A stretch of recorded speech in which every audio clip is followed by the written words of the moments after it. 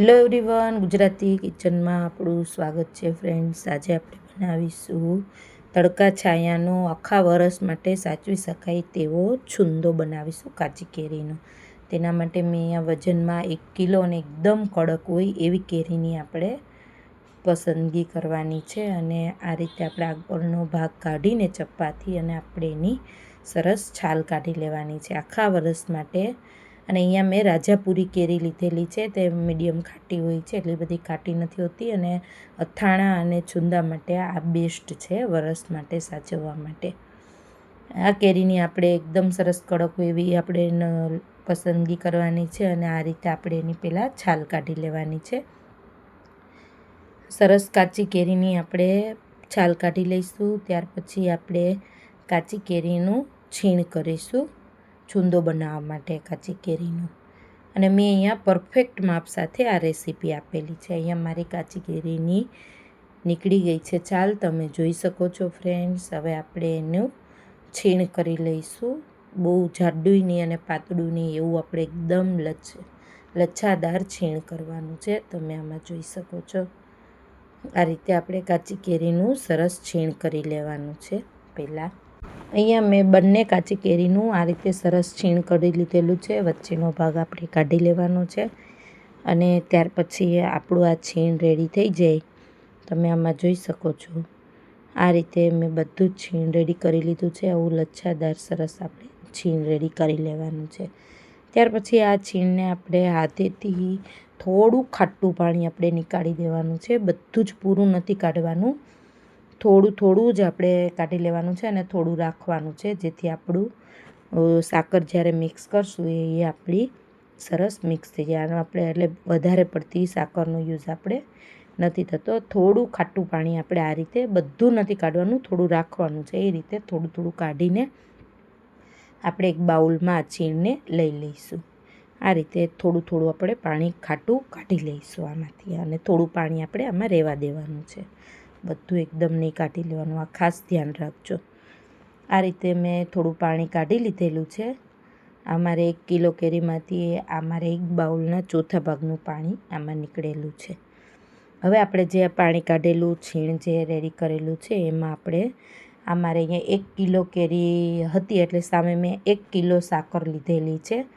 એ સાકરને આપણે પીસી લેવાની છે પહેલાં, એટલે આપણી એકદમ સરસ મિક્સ થઈ જશે, ઓગળી જશે। અને સાકરને હું અહીંયા પહેલાં પીસી લઈશ અને ત્યાર પછી મિક્સચર જારમાં આપણે એનો પાવડર કરી લેવાનો છે। આ માપ આપણું પરફેક્ટ છે, 1 કિલો કેરીના છીણ સામે 1 કિલો આપણે અહીંયા સાકર લેવાની છે। આ રીતે મેં પીસી લીધેલી છે અને હવે આ બધી જ સાકરને આપણે ધીમે ધીમે થોડી થોડી કરીને આ કેરીના છીણ જોડે આપણે મિક્સ કરી દેવાની છે। અને આમાં મેં અડધી ચમચી જેટલું નમક એડ કરેલું છે અને થોડો હલ્દી પાવડર એડ કરેલો છે, ચમચીના ચોથા ભાગનું। આ રીતે આપણે હળદી પાવડર અને મીઠું એડ કરીને પહેલાં મિક્સ કરી દેવાનું છે, અને સાથે કરો તોય પણ આમાં કોઈ પ્રોબ્લેમ નથી। અને આપણે આમાં ખાંડને આપણે થોડી થોડી કરતાં એડ કરતી જવાની છે આ કેરીના છીણમાં। આ રીતે થોડી થોડી આપણે ખાંડ એડ કરતા જઈશું એટલે એકદમ સરસ પીગળવા લાગશે અને સરસ મિક્સ થઈ જશે આપણી સાકર, તમે અહીંયા જોઈ શકો છો। આ રીતે છુંદો બનાવશો એટલે એકદમ સરસ છુંદો તમારો રસદાર બનીને રેડી થશે। અને 1 કિલો સામે 1 કિલો જ સાકરની જરૂર પડશે। જો તમે પાણી ખાટું નહીં કાઢો તો તમારે 1 કિલો ઉપર બીજી 250 ગ્રામ સાકરની જરૂર પડશે। આ રીતે તમે થોડું ખાટું પાણી કાઢી દઈશો એટલે અને થોડું રહેવા દેવાનું છે, એટલે પરફેક્ટ માપ સાથે તમારો આ છુંદો બનીને રેડી થશે। મેં આ રીતે જો તમે સરસ આપણી સાકર આમાં પીગળી ગઈ છે, ઓગળી ગઈ છે। હવે આપણે તો પણ એને 4 થી 5 કલાક માટે થોડી વાર રહેવા દઈશું ઢાંકીને, એકદમ સરસ મિક્સ થઈ જાય આપણી બધી જ સાકર। ત્યાર પછી આપણે એને તડકે એક કપડું ઉપર બાંધીને આપણે એને 5 થી 6 દિવસ માટે રાખીશું, એટલે આપણી એક તાર બને તેવી ચાસણી રેડી થાય। એટલે આપણો અહીંયા આ રીતે મેં ઢાંકીને 4 થી 5 કલાક માટે રાખી દીધું હતું, ત્યાં સુધી મારી એકદમ સરસ બધી જ આમાં સાકર જે મિક્સ કરેલી છે એ એકદમ સરસ ઓગળી ગઈ છે। હવે આપણે આની ઉપર કપડું બાંધી દેવાનું છે, એક પાતળું હોય એવું, અને આપણે એને દોરી બાંધી દેવાની છે કપડું રાખીને. અને ત્યાર પછી હવે આપણે આ છુંદાને આપણે તડકે રાખીશું. એકદમ સરસ સાકર પીગળી જાય ત્યાર પછી જ આપણે તડકે મૂકવાનું છે. અને તડકે આપણે એકદમ સરસ તડકો, હવે મારે 5 થી 6 દિવસ માટે છુંદો બનતા ટાઈમ લાગ્યો છે. તે એકદમ સરસ મારો 5 થી 6 દિવસ પછી તમે જોઈ શકો છો આ રીતે થોડો થોડો તાર બનવા લાગે એટલે આપણો આ લચકાદાર સરસ પાણીનો ભાગ છૂટો થઈ જાય, આવો ઘટ્ટો રસ્સો થઈ જાય એટલે આપણો આ છુંદો અહીંયા બનીને રેડી થઈ ગયો છે. હવે હું આમાં 3 ચમચી કાશ્મીરી લાલ મરચું મેં એડ કરેલું છે 1 કિલો છુંદોમાં, અને 1 ચમચી મેં ઇલાયચી પાવડર એડ કરેલો છે. તમે આમાં હજુ કેસર પણ એડ કરી શકો છો, તમને ટેસ્ટ સારો લાગે તો કેસર, અને ત્યાર પછી તમે આમાં લવિંગ પણ એડ કરી શકો છો.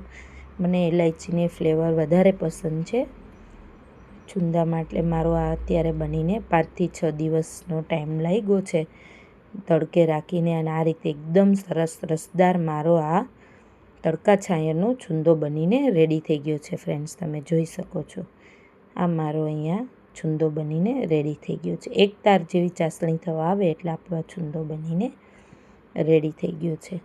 ફ્રેન્ડ્સ, આ રીતે તમે બનાવશો એટલે પરફેક્ટ છુંદો તમારો બનીને રેડી થશે તડકા છાયાનો આખા વરસ માટે સાચવવા માટે. હવે તમે એને કાચની બરણીમાં સ્ટોર કરી શકો છો, કાચની જારમાં. તમે જોઈ શકો છો આ મારે 1 કિલોની જ છે આ જાર. હું આની અંદર આ સ્ટોર વર્ષ માટે, આખા વર્ષ માટે ખરાબ પણ નથી થતો અને આવો જ સરસ રહે છે. ત્યાં આપણો પરફેક્ટ માપ સાથે છુંદો બનીને રેડી થઈ ગયો છે. આ રેસીપી સારી લાગે તો મારી ચેનલને જરૂરથી લાઇક, સબસ્ક્રાઈબ અને શેર કરજો.